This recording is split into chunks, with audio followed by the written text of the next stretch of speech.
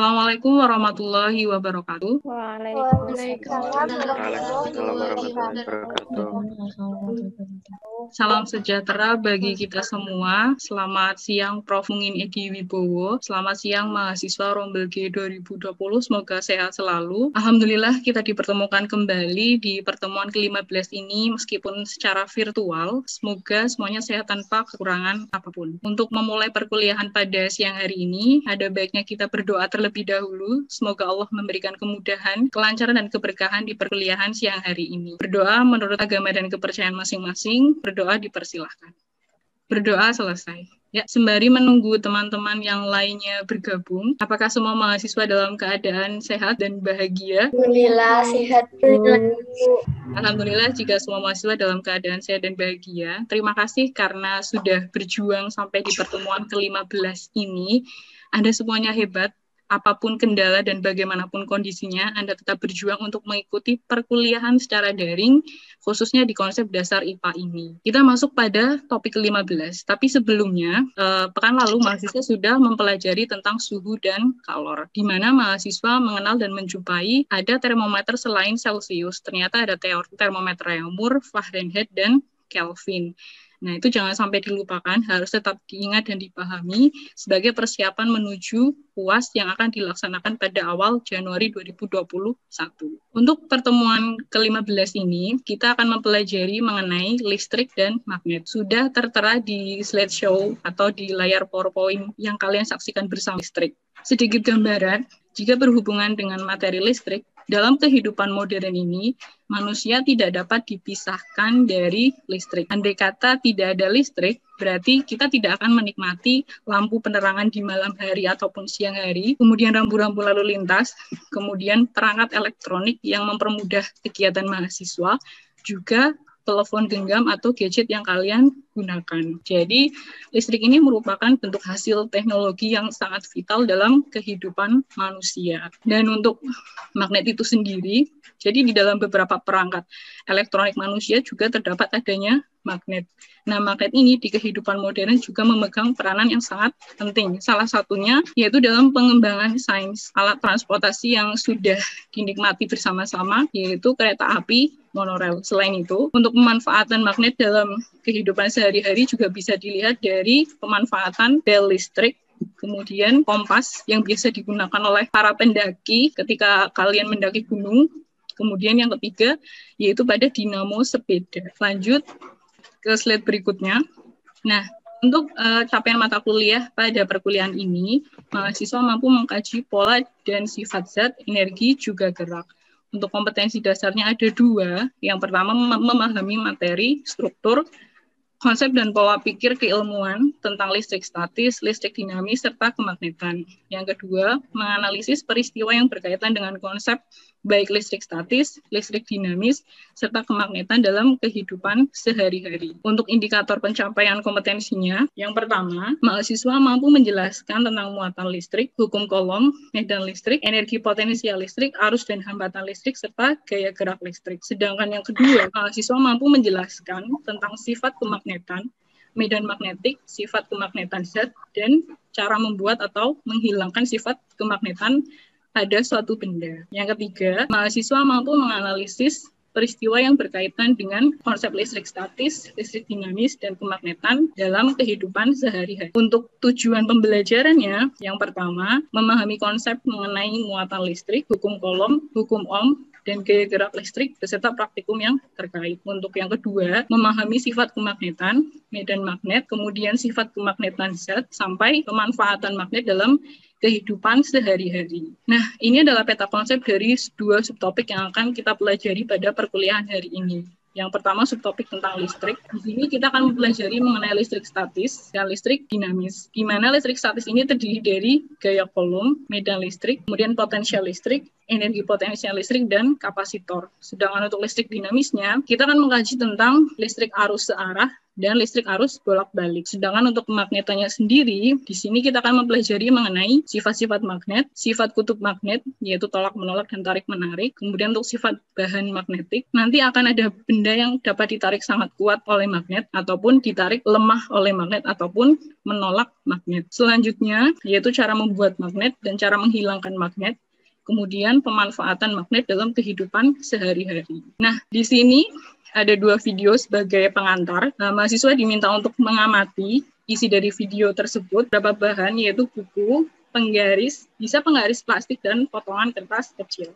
Jika mahasiswa dulu saat duduk di bangku sekolah pernah melakukan praktikum ini, di mana penggaris plastik digosok-gosokkan ke buku atau digosok-gosokkan ke rambut kalian, ketika didekatkan dengan potongan kertas ini, apa sih yang akan terjadi? Nah, kita amati berikutnya ya.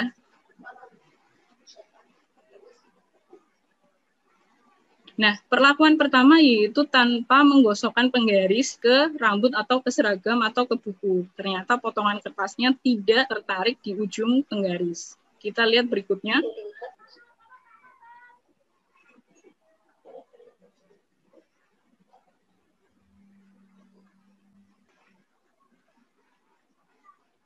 Nah, ternyata setelah penggaris plastik ini digosokkan ke dalam buku atau ke rambut kalian, ternyata potongan kertas kecil tadi bisa tertarik di ujung penggaris. Hal itu dikarenakan setelah digosokkan ke dalam rambut atau buku, ternyata ujung dari penggaris itu mempunyai sifat magnetik, sehingga bisa menyebabkan kertas atau potongan kertas kecilnya itu menjadi tertarik di ujung penggarisnya. Sekarang kita masuk ke video B. Video B ini sebagai pengantar untuk subtopik yang kedua, yaitu magnet. Harap diperhatikan dengan baik.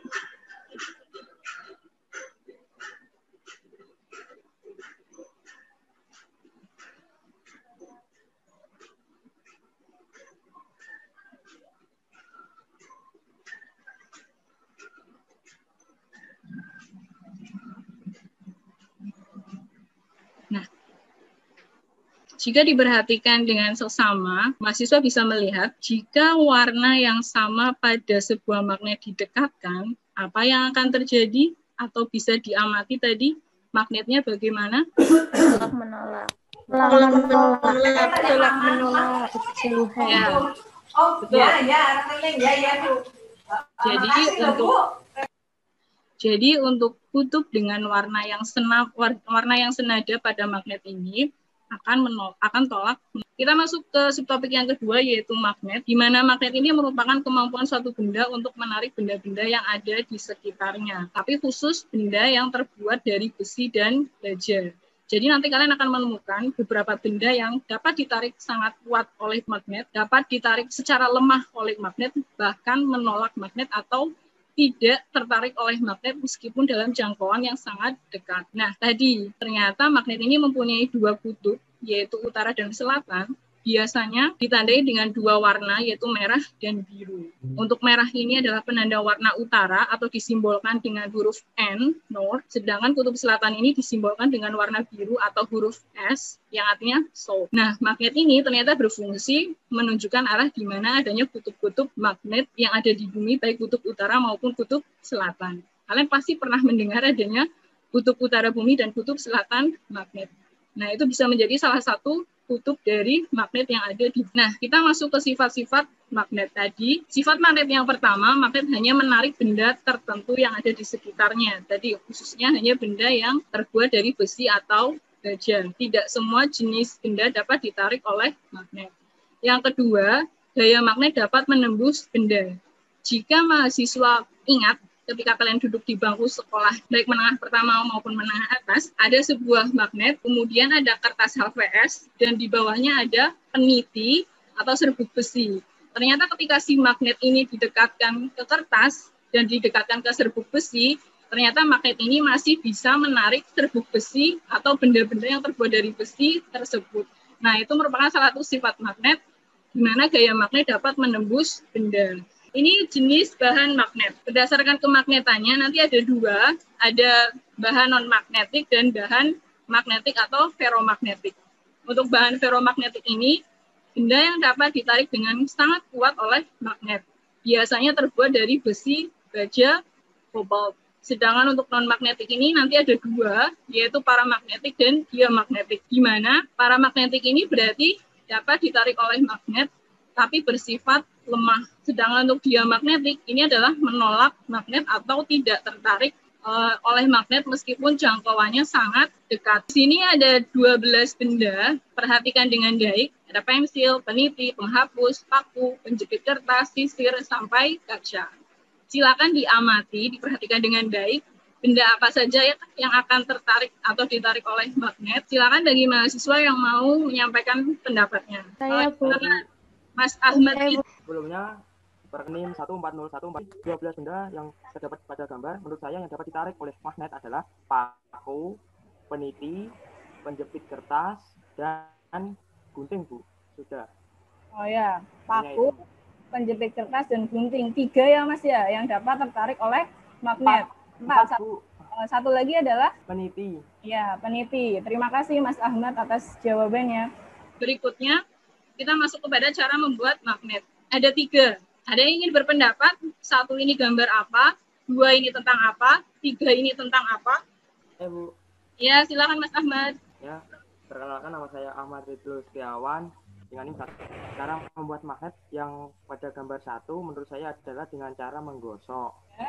Sedangkan yang gambar nomor 2 adalah dengan cara induksi. Sedangkan yang gambar yang nomor 3 dengan cara dialiri arus listrik. Sudah, Bu.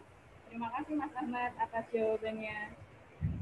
Kita masuk ke bagian cara menghilangkan sifat kemagnetan. Di situ ada 4. Yang pertama dibakar, kemudian dibanting-banting, dipukul-pukul, dan yang terakhir diletakkan di solenoida dan dialiri arus listrik bolak-balik. Nah, makanya di situ kenapa di elektromagnetik ditekankan bahwa arus listriknya adalah searah. Karena kalau bolak-balik bisa menghilangkan sifat kemagnetannya. Mungkin kita salah satu mahasiswa menjelaskan mengapa ketika magnet ini dibakar atau dipukul-pukul justru menghilangkan sifat kemagnetannya. Apa yang terjadi di dalam magnet tersebut? Silakan bagi mahasiswa yang ingin berpendapat. Tadi kita sudah belajar cara membuat magnet. Oh ya, silakan Mbak. Saya Zahira Moriska, NIM 14014202991. Magnet jika dibakar akan hilang kemagnetannya karena partikel bahan secara lebih cepat dan acak, sehingga magnet elementer tidak lagi menunjukkan arah yang sama seperti semula. Terima kasih Mbak Zahira. Betul ya jawabannya. Jadi si magnet elementer ini lama-lama akan kehilangan kemagnetannya atau susunan dari magnetnya itu akan semakin hilang. Itu yang menyebabkan mengapa ketika dibakar magnet akan kehilangan kemagnetannya. Nah, di sini ada beberapa penjelasan mengenai fungsi magnet dalam kehidupan sehari-hari. Perhatikan gambar bel listriknya. Jika saklar ini ditekan, maka arus listrik dari baterai akan menuju kumparan. Sehingga kumparan ini akan bersifat magnetik, sehingga disebut dengan elektromagnet. Hal ini akan menyebabkan si jangkar besi ini tertarik, sehingga menyebabkan pemukul atau palunya akan mengenai gong sehingga berbunyi. Nah, ketika si jari besi lunak ini tertarik, otomatis arus listrik di interruptor ini akan terputus, sehingga menyebabkan pemukul atau gong ini akan berbunyi kembali. Nah, hal itu akan berulang-ulang terjadi sehingga menyebabkan gongnya berbunyi. Sampai di sini bisa dipahami?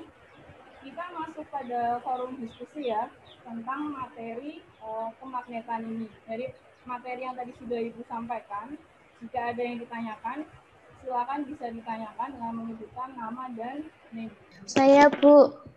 Ya, silakan sebutkan nama dan NIM Mbak. Yang mahasiswa yang lainnya harap mencermati pertanyaannya ya. Bagi yang bisa menjawab, silakan aktifkan speakernya dan menjawab.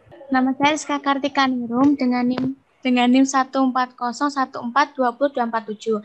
Berdasarkan literatur yang saya baca itu, ada suatu ilmuwan, H.C. Ørsted itu menyatakan bahwa arus listrik itu menimbulkan medan magnet. Ya, itu maksud dari teori tersebut bagaimana ya, Bu? Terima kasih. Oke, pertanyaan yang pertama berkaitan dengan arus listrik terhadap kemagnetan suatu benda ya. Iya, Bu. Silakan yang kedua. Salam, saya Bu. Silakan Mas Wahid. Assalamualaikum warahmatullahi wabarakatuh. Perkenalkan nama saya Wahid Ulil Fadoil NIM 140142037. Apakah manusia dapat menghasilkan medan magnet? Jika ada, apa dampak dari medan magnet tersebut? Ada mahasiswa lain yang ingin menanggapi pertanyaan dari Mbak Rizka dan Mas Wahid? Saya, Bu. Ya, silakan Mbak. Mbak Zahira. Izin menjawab pertanyaan dari Wahid. Tubuh manusia terdiri atas banyak unsur yang tersusun atas atom-atom. Setiap unsur memiliki aktivitas seperti magnet. Salah satu unsur terbesar yang ada pada tubuh manusia adalah air yang tersusun atas atom-atom hidrogen. Masing-masing atom hidrogen memiliki magnet dan magnet-magnet ini menunjukkan ke arah tertentu. Namun semua magnet atom dalam tubuh kita memiliki arah yang acak atau random. Karena arahnya yang acak, maka magnet-magnet ini menghilangkan satu sama lain. Akibatnya, jika kita jumlah, maka kemagnetan di tubuh manusia adalah sama dengan 0. Terima kasih Mbak Zahira. Jika kalian ingat prinsip-prinsip dari kerja magnet tadi, itu berkaitan dengan arus listrik. Jadi arus listrik juga mempengaruhi kemagnetan suatu benda. Kalau arus listriknya searah, dia akan menyebabkan suatu benda mempunyai sifat kemagnetan. Tapi jika arus listriknya bolak-balik, maka akan menyebabkan suatu benda justru kehilangan kemagnetannya. Itu adalah konsep utama dari arus listrik yang digunakan sebagai sumber energi dalam kemagnetan suatu benda. Semoga jawaban ini bisa menjawab pertanyaan Mbak Rizka dan memberi penguatan. Apa yang disampaikan oleh Mbak Mutiara dan Mbak Nabila tadi sudah benar. Itu penguatan yang Ibu berikan. Jadi diingat konsep utama dari arus listrik pada kemagnetan suatu benda. Oke, untuk diskusinya, untuk lebih memahamkan mahasiswa lagi, kita masuk kepada kuisis. Kita coba bermain sebentar ya. Kemudian masukkan dulu kodenya. 33934420. Sudah banyak mahasiswa yang mengerjakan. Ada Mbak Nur Eka Sari. Nah, dari sini Ibu bisa melihat siapa saja yang sudah mengakses. Ada Mbak Nur Eka Sari yang berhasil mengerjakan 10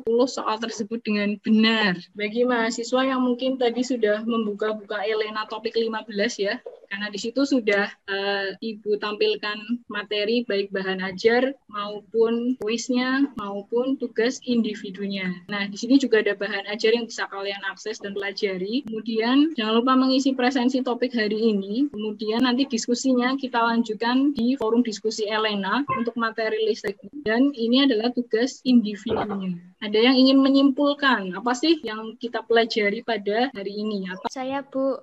Silakan Mbak Rizka. Izin menyimpulkan hari ini membahas tentang listrik dan kemagnetan. Jadi di PPT tadi membahas tentang kemagnetan, ada sifat magnet, lalu ada prinsip kerja magnet, lalu ada itu cara membuat magnet, sama cara menghilangkan sifat kemagnetan, dan penerapan fungsi magnet dalam kehidupan sehari-hari. Terima kasih Bu Dina. Ya, terima kasih Mbak Rizka. Perkuliahan hari ini menggunakan Zoom, Ibu cukupkan. Nanti akan kita lanjutkan melalui Elena, terutama di diskusi Elenanya berkaitan dengan listrik dan magnet. Jadi tetap jaga kesehatan. Dari Ibu cukup sekian. Kita tutup dengan bacaan hamdalah bersama. Alhamdulillah. Sukses untuk semua dosen dan mahasiswa ya. Selamat jaga kesehatan, tetap semangat untuk semuanya ya. Assalamualaikum warahmatullahi wabarakatuh. Waalaikumsalam warahmatullahi wabarakatuh.